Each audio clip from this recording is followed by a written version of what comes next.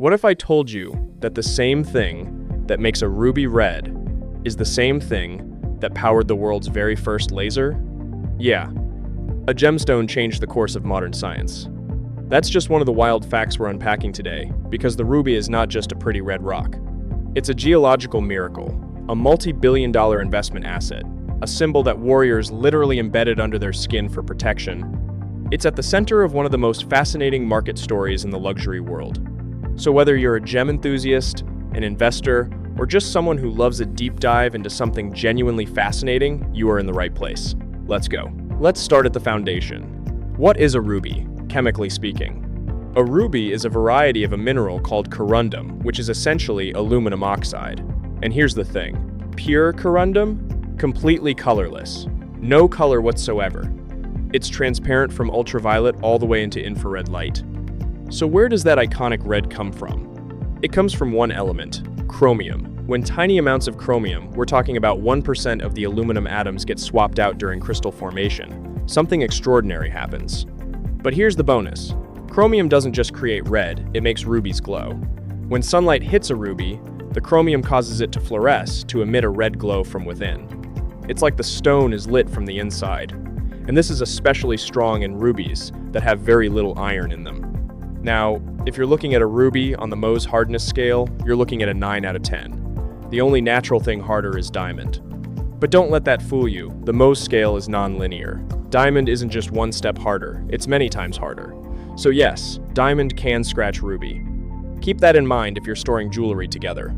And those numbers gemologists throw around, the refractive index is between 1.762 and 1.77. Specific gravity around 3.97 to 4.05, birefringence of 0.008 to 0.01. What that all means in plain terms is, rubies bend and reflect light in a way that creates incredible brilliance and depth. Here's something geologists actually say out loud. The formation of a ruby is a minor geological miracle, and they mean it. Why?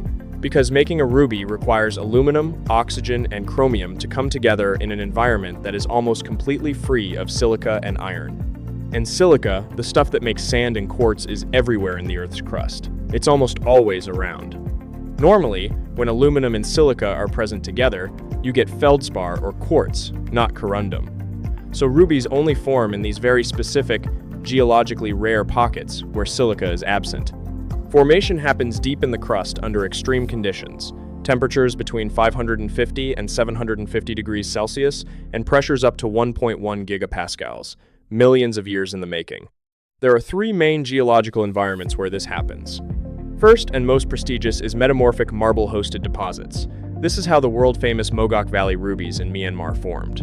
Ancient seabed limestones, rich in aluminum and trace chromium, got caught in continental collisions and metamorphosed into marble. Because these environments have very little iron, the rubies that form here have that incredible neon red fluorescence that collectors obsess over. Second, metamorphic gneiss deposits in places like Mozambique. These formed about 500 to 800 million years ago during the Pan-African tectonic cycle. Mozambique rubies are often found in the Montepuez complex, large, clear, and increasingly prized. Third, basalt-hosted deposits in Thailand. These formed through volcanic activity. The catch? They tend to have more iron, which suppresses fluorescence and gives a darker, more muted red compared to Burmese material. Now, let's talk about the three most important sources right now. Myanmar, the legend. The Mogok Valley has been the gold standard for over 2,500 years.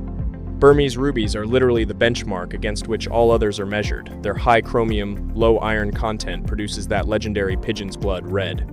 Mozambique, the new powerhouse. Major deposits were discovered in 2009, and Mozambique has quickly become the biggest supplier by volume. The Montepuez ruby mine is a serious industrial operation, open-pit mining with optical sorting and weight-based separation technology. Greenland, the ethical frontier. Now this is fascinating. Greenland rubies are some of the oldest on Earth, 2.7 billion years old. They're mined near a place called Apaludoku, and the whole operation is controlled by a single company from extraction all the way to finished product. Here's a fact that surprises most people. Approximately 95% of all rubies on the market have been treated in some way.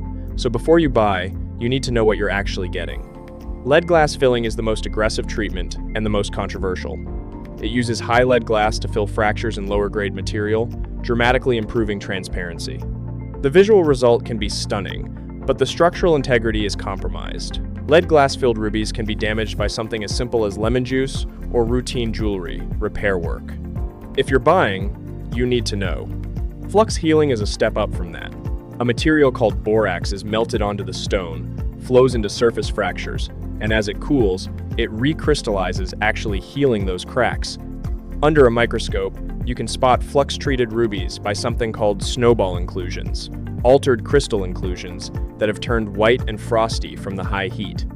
Standard heat treatment is the most common. Rubies are heated up to 1,800 degrees Celsius, that's hotter than lava, to dissolve tiny needle-like inclusions called silk that cloud the stone. The result is better clarity and more intense color. Heat treatment is considered stable, permanent, and widely accepted in the trade. It doesn't diminish value dramatically. And here's the flip side, the prize of the market. Natural unheated rubies. A ruby with intact, untouched, needle-like rudal silk inside it is proof that the stone has never been heated. These are extraordinarily rare. And they command a 100% to 300% price premium. Geological labs use Raman spectroscopy and high-resolution microscopy to verify this.